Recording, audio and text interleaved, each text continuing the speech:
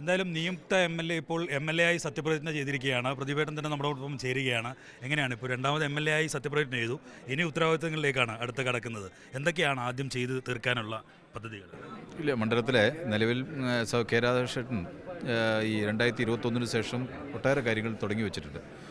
ആ തുടങ്ങി വെച്ചതെല്ലാം നമുക്ക് സമയബന്ധിതമായി പൂർത്തീകരിക്കാനാണ്. അതിൻ്റെ ഒപ്പം ഈ ഗ്രാമീണ റോഡുകളെല്ലാം ജലജീവൻ്റെ ഭാഗമായിട്ട് കുറച്ച് പണികൾ നടത്തിയതിൻ്റെ ഭാഗമായി റോഡുകൾ പണികൾ മുഴുമിക്കാണ്ട് ആ ബന്ധപ്പെട്ട ഉദ്യോഗസ്ഥരെ വിളിച്ചുകൂട്ടി കരാറുകാരൻ ചെയ്യേണ്ട പണികൾ സമയബന്ധമായി പൂർത്തീകരിച്ചു കൊടുത്താൽ തന്നെ കുറേ പ്രശ്നങ്ങൾ ഗ്രാമീണർക്ക് യാത്ര ചെയ്യാനും എല്ലാം സൗകര്യമാവും. ചേലക്കര മണ്ഡലത്തിനകത്ത് ആ ഒരു ഇടപെടൽ ആദ്യം നടത്താമെന്നാണ് ഉദ്ദേശിക്കുന്നത്.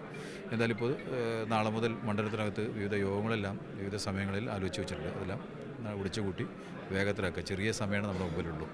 ഈ വന്യജീവി പ്രശ്നങ്ങളൊക്കെ അതുമായിട്ട് ബന്ധപ്പെട്ട കുറേ പ്രശ്നങ്ങൾ നമ്മൾ വാർത്തകളൊക്കെ കേൾക്കാറുണ്ട്. അതിനൊരു ശാശ്വത പരിഹാരം നമുക്ക് വന്യജീവി വിഷയവുമായി ബന്ധപ്പെട്ട് യഥാർത്ഥത്തിൽ സംസ്ഥാന ഗവൺമെൻറ്റിന് ചില പരിമിതിയുണ്ട് ആ കാര്യത്തിൽ ചെയ്യാൻ.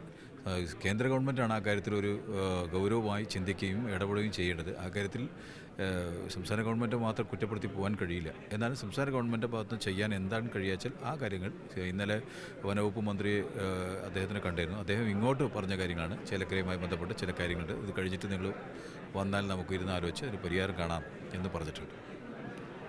എന്തായാലും സത്യപ്രതിജ്ഞയ്ക്ക് ശേഷം നമ്മളോട് സംസാരിക്കുകയായിരുന്നു യു ആർ പ്രദീപ് എം.എൽ.എ. മണ്ഡലത്തിൽ നടപ്പിലാക്കേണ്ട കാര്യങ്ങളെപ്പറ്റിയുള്ള കൃത്യമായ കാഴ്ചപ്പാടോടുകൂടിയാണ് അദ്ദേഹം സത്യപ്രതിജ്ഞ ചെയ്യുകയും ചെയ്തിട്ടുള്ളത്.